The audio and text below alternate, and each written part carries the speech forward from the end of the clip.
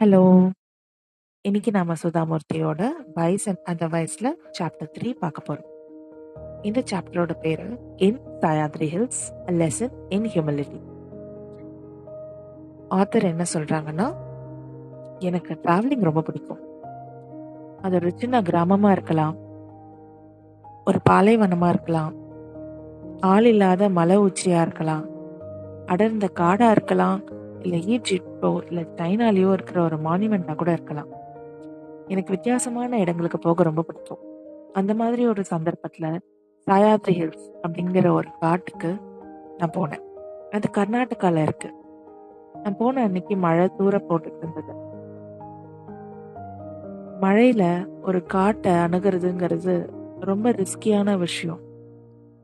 அங்க இந்த அட்டைப்பூச்சி மாதிரியான விஷயங்கள் நிறைய இருக்கும்.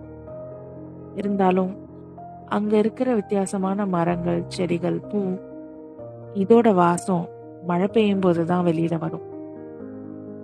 மழையில காட்டுக்குள்ள நம்ம போறதே ஒரு தனி சுவாரஸ்யமான அனுபவம் தான். அங்க இருக்க பழங்குடியின மக்களுடைய ஒரு ட்ரைபல் வில்லேஜ் ஸ்கூலுக்கு தான் நான் போயிருந்தேன். அது காட்டுக்குள்ள டீப்பா எங்கேயோ இருந்தது. நான் கனெக்டடா இருந்த ஒரு சேரிட்டபிள் ட்ரஸ்ட் தான் என்ன அந்த ஸ்கூலுக்கு வர சொல்லியிருந்தாங்க. அந்த ஸ்கூலுக்கு டெவலப்மெண்டா நிறைய விஷயங்கள் தேவைப்பட்டது.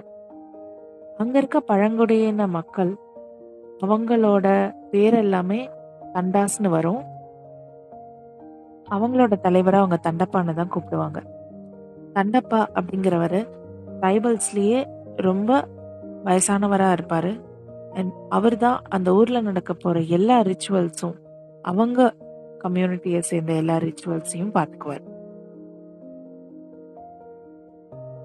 போன அன்னைக்கு அங்க மழை அதிகமா இருந்ததுன்னு சொன்னேன் இல்லையா? நான் வேற ஒரு கிரகத்துல இருக்க மாதிரி தான் உணர்ந்தேன். அங்க இருக்க மரங்களும் இலைகளும் எனக்கு ஒரு வித்தியாசமான ஒரு ஸ்மெல்ல இன்ட்ரடியூஸ் பண்ணுச்சு. நான் அந்த ஸ்கூல்ல போய் ரீச்சே ஆகல. அதுக்குள்ள அங்க இருந்த வில்லேஜர்ஸ் எல்லாரும் அங்கங்க வெளியில வந்து நின்னு என்ன ஒரு மாதிரி வித்தியாசமா பார்க்க ஆரம்பிச்சாங்க. அந்த ஸ்கூல்ல நான் போய் ரீச் ஆனதே ஒரு அட்வென்ச்சர் மாதிரி தான் இருந்தது. எனக்கு முன்னாடி அடுக்கு பானை வச்சுட்டு ஒரு அம்மா போனாங்க. அவங்கள கூப்பிட்டு விசாரிச்சேன். இந்த ஸ்கூல் எங்க இருக்குன்னு நான் கேட்டப்போ அவங்கள்ட்ட இருந்து பதில் வரல. என்ன மேலும் கீழும் பார்த்துட்டு போயிட்டாங்க. ஒருவேளை வித்தியாசமா புதுசா இருக்க ஆளுங்க கிட்ட எல்லாம் பேசணும்ன்றது அவங்களுக்கு விருப்பம் இல்லையோ என்னமோ. இல்ல நான் பேசின மொழி புரியாம கூட இருந்திருக்கலாம். இன்னும் கொஞ்சம் தூரம் தள்ளி போனப்போ ஒரு முதியவர் உட்கார்ந்து மூங்கில்ல கூட செஞ்சுக்கிட்டு இருந்தார். அவர்கிட்டயும் ஸ்கூல் எங்க இருக்குங்கிற கேள்வி கேட்டேன். அவர் என்ன வித்தியாசமா ஒரு பார்வை பார்த்தார். அந்த பார்வையில 1000 கேள்விகள் இருந்தது.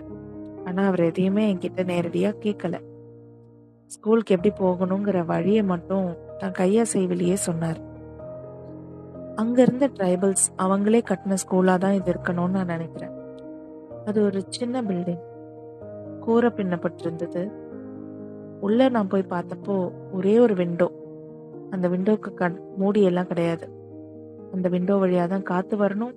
அந்த விண்டோ வழியா தான் லைட்டும் வரணும். ரெண்டு ரெண்டு சேர், 2 டேபிள், ஒரு பிளாக் போர்ட், பக்கத்துல ஒரு பானையில தண்ணி. இவ்வளவுதான் இருந்தது அந்த கிளாஸ் ரூம்ல. அதுக்கு பக்கத்திலேயே ஒரு ஆஃபீஸ் ரூம் நினைக்கிறேன். அந்த சின்ன பார்ட்டிஷன்ல யாருமே ஸ்டாஃப்ஸ் இல்லை. நான் போய் யாரை போய் கேட்கணும் அப்படின்னு தெரியாம நின்றுட்டு இருந்தப்போதான் ஒருத்தர் வந்தார். அவரும் கொஞ்சம் வயசானவரா தான் இருந்தாரு. அவர் தான் இந்த ஆஃபீஸோட பியூன் அப்படின்னு நினைக்கிறேன். ஸ்கூலை முன்னேற்றுறதுக்காக என்னை இங்க அனுப்பியிருக்காங்கன்னு நான் சொன்னப்போ அவருக்கு எதுவும் புரியல. அவர் அதுக்காக எந்த ஒரு ஆர்வமும் காட்டல. இருந்தாலும் அவர்கிட்ட நான் மற்ற விஷயங்களை பத்தி பேச்சு கொடுத்தேன். ஸோ இன்னைக்கு இதோட இந்த ஸ்டோரி முடியுது. நாளைக்கு இதோட பார்ட் 2 அண்ட் ரிமைனிங் ஸ்டோரி பார்ப்போம். பாய்.